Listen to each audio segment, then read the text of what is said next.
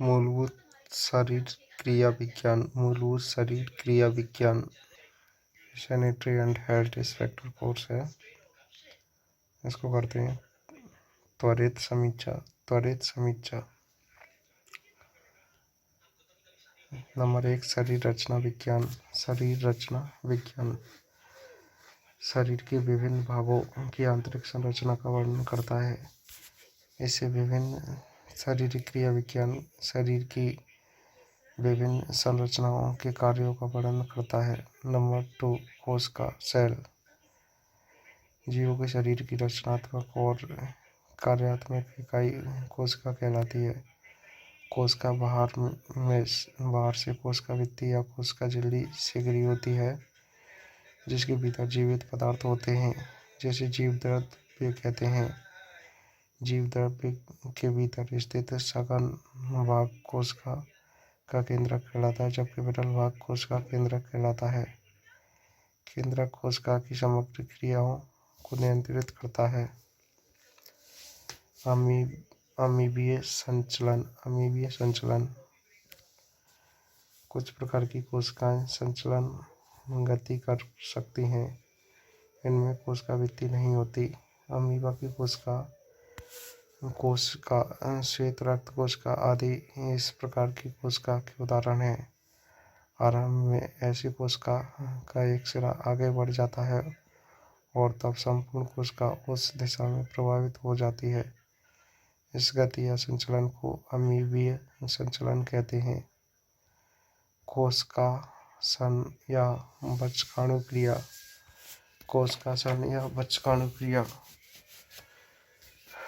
ठोस कणों को निगल लेने की क्रिया को कोशिकासन या बचकाणु क्रिया कहते हैं।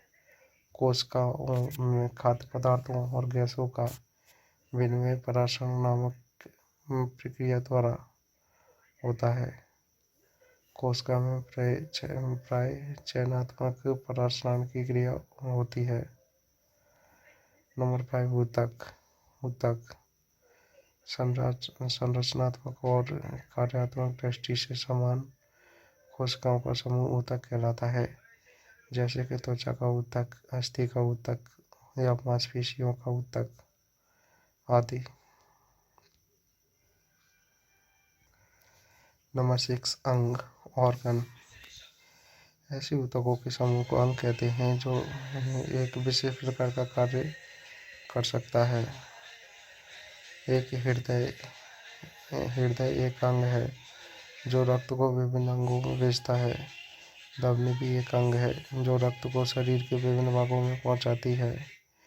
इसी प्रकार नेत्र भी एक अंग है जिसकी सहायता से हम देख सकते हैं। तंत्र किसी विशेष प्रकार के कार्य को करने वाले अंगों का समूह अंग तंत्र कहलाता है। नंबर 8, अस्थितंत्र। अस्थितंत्र या कंकाल तंत्र हमारे शरीर का ढांचा निर्मित करता है। हमारे शरीर में कुल 2 से 6 अस्थियां हैं।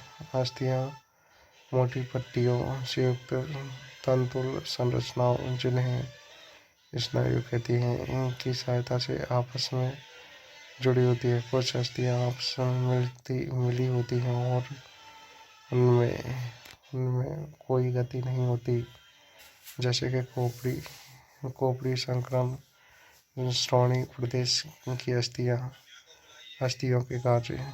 नंबर 1, अस्थियां शरीर को एक निश्चित आकार या दृढ़ता प्रदान करती है। नंबर 2, यह शरीर के कोमल और संवेदनशील अंगों की रक्षा करती है। नंबर 3, इनसे मांसपेशियां जुड़ी होती हैं, जिसके कारण मांसपेशियों में संकुचन संभव होता है। अस्थियां जोड़ों अस्थि संधियों पर गति करने में सक्षम होती है। नंबर 4, अस्थियां ही लाल रक्त कोशिकाओं और श्वेत रक्त कोशिकाओं का निर्माण करती हैं।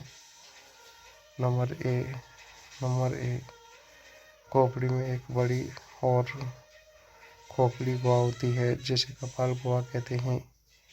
इसमें ही हमारा मस्तिष्क अवस्थित होता है। खोपड़ी आपस में मिली हुई अस्थियों का एक समूह या पिंड होता है। हमारे चेहरे की अस्थियां भी खोपड़ी का ही भाग है। मसूड़े में 32 दांत लगे होते हैं। दांत के ऊपरी भाग पर दंत धातु एनिमल होती है तथा इसके भीतर दंत मज्जा निहित होती है। दंत एनिमल शरीर की सबसे अधिक कठोर अस्थि है। नंबर बी, मेरुदंड में 33 कोशिकाएं होती हैं। नंबर सी, वक्ष। वक्ष हमारे शरीर के धड़ का ऊपरी भाग है। इसमें एक अस्थिर पंजर होता है जिसके पिछले हिस्से पर 12 कोशिकाएं और कशेरुकाएं होती हैं। नंबर 9, उदर। उदर एब्डोमेन। उदर शरीर के धड़ का निचला हिस्सा होता है। डायाफ्राम उदर का शिखर भार निर्मित करता है। उदर उदर उदर शरीर के धड़ का निचला हिस्सा होता है। डायाफ्राम उदर का शिखर भार निर्मित करता है। उदरी गुहा में स्थित अंग यकृत। नंबर 1, यकृत। नंबर 2, प्लीहा। नंबर 3, अमाशय। नंबर 4, छोटी और बड़ी आंत। नंबर 5, अग्नाशय। नंबर 6, 2 गुर्दे। नंबर 7, मूत्राशय। मादा में 2 डिम्ब ग्रंथियां या अंडाशय और 1 गर्भाशय होता है। उदरपाद की अस्थियां। उदरपाद की अस्थियां हैं। नंबर 1, अत्रक या क्लेविकल, जिसे कॉलर बोन भी कहते हैं। नंबर 2, असफल या स्कैपुला। नंबर 3, बाह की अस्थि या प्रांगणिका। नंबर 4, बहिःप्रकोष्ठिका और अंतःप्रकोष्ठिका। नंबर 5, कलाई की 8 कार्पल अस्थियां। नंबर 6, हथेली की मेटाकार्पल अस्थियां और नंबर 7, अंगुलेस्थियां।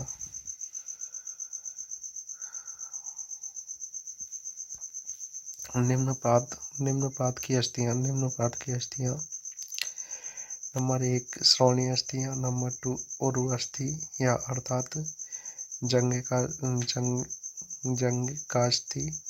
नंबर 3, टिबिया और फिबुला, अंतरजंघिका और बहिर्जंघिका अर्थात टांग की अस्थियां। नंबर 4, टखने की 7 गुल्फ अस्थियां और नंबर 5, पाँव की 5 प्रपदिका अस्थियां। नंबर 6, टांग की अंगुलियों की 14 अस्थियां। नंबर 7, इनके अतिरिक्त जानुफलक घुटने की संधि के सामने स्थित एक छोटी समतल अस्थि जो घुटने की संधि की रक्षा करती है। इसमें कंदुक खल्लिका संधि होती है। नंबर 13, अस्थि भंग होने पर अस्थि टूट या चटक जाती है। अस्थि के अपने स्थान से हट जाने पर संधि का संपुट फट जाता है और अस्थि अपनी संधि से हटकर बाहर आ जाती है। नंबर 14, पेशी तंत्र। हमारे शरीर में 880 से अधिक पेशियां हैं। पेशियों के कार्य। नंबर 1, ये शरीर को एक निश्चित आकार प्रदान करते हैं। नंबर 2, मांसपेशियां अस्थियों से जुड़ी होती हैं और इन मांसपेशियों के संकुचित होने पर अस्थियां गति करती हैं जिससे शरीर में गति उत्पन्न होती है। नंबर 3, यह आंतरिक अंगों की रक्षा करती हैं। सभी मांसपेशियां परस्पर समन्वय स्थापित करके कार्य करती हैं। अतः जब प्रसारणी पेशी संकुचित होती है तो आंकोचनी पेशी प्रसारित होती है, या जब आंत्र पेशियां संकुचित होती हैं तो आंत्र अवरोधिनी पेशी प्रसारित होती है। पाचन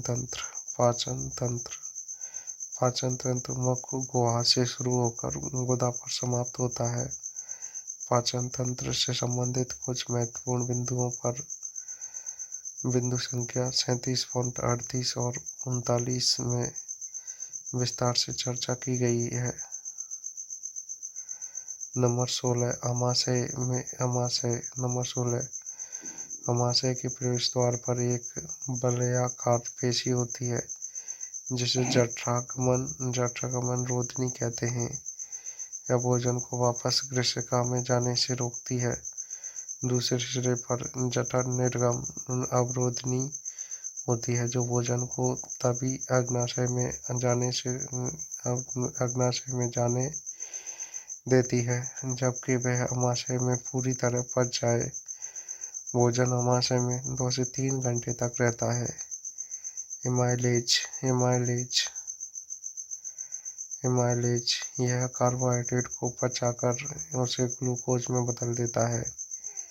ट्रिप्सिन प्रोटीन को पचाकर उसे पेप्टाइड और एमिनो एसिड में बदल देता है। लाइपेज पाइशीकृत वसा को वसीय अम्लों और ग्लिसरॉल में बदल देता है।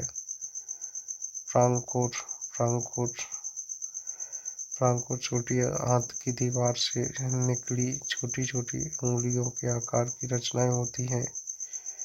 इनकी संख्या लाखों में होती है। प्रत्येक फ्रांकोर में लसिका कोशिकाएं होती हैं जिन्हें लेटेक्स वाहिनी और रक्त कोशिकाएं कहते हैं। लेटेक्स वाहिनियां वसीय अम्लों और ग्लिसरॉल को अवशोषित करती हैं जबकि रक्त कोशिकाएं एमिनो एसिड, ग्लूकोज, विटामिनों और विभिन्न लवणों आदि को अवशोषित करती हैं।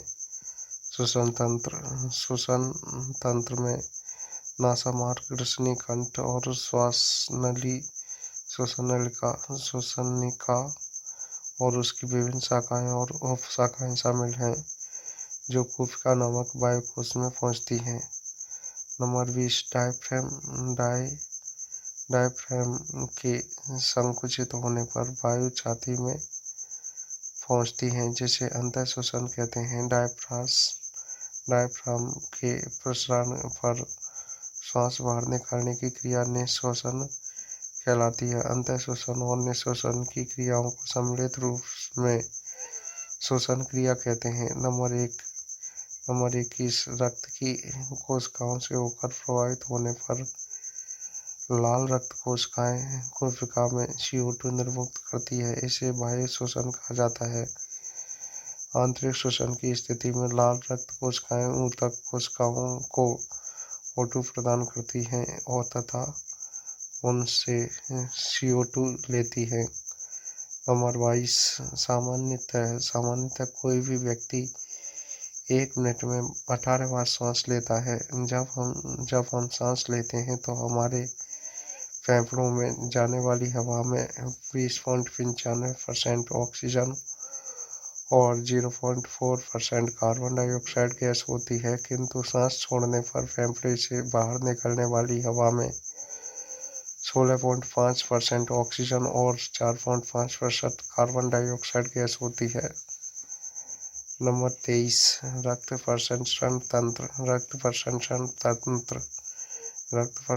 तंत्र में हृदय, धमनियां और कोशिकाएं तथा रक्तस्राव शामिल हैं। नंबर 24 लाल रक्त कोशिकाएं RBC यह 7 माइक्रोन के छोटे छोटे डिस्क के समान होती है।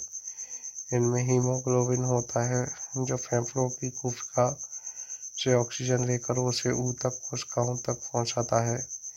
यहीं से यह कार्बन डाइऑक्साइड लेते हैं और उसे फेफड़े की कोशिका में छोड़ते हैं।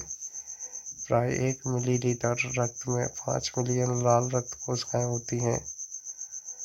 नंबर 25 श्वेत रक्त कोशिकाएं WBC श्वेत रक्त कोशिकाएं WBC यह आकार में लाल रक्त कोशिकाओं से बड़ी होती हैं। रक्त में इनकी संख्या लगभग 5000 प्रति मिलीमीटर होती है। श्वेत रक्त कोशिकाएं भिन्न भिन्न प्रकार की होती है। इनमें केंद्रक होता है और यह बहुगुणित हो जाती हैं। यह प्लीहा और लसिका ग्रंथियों में भी उत्पन्न होती हैं।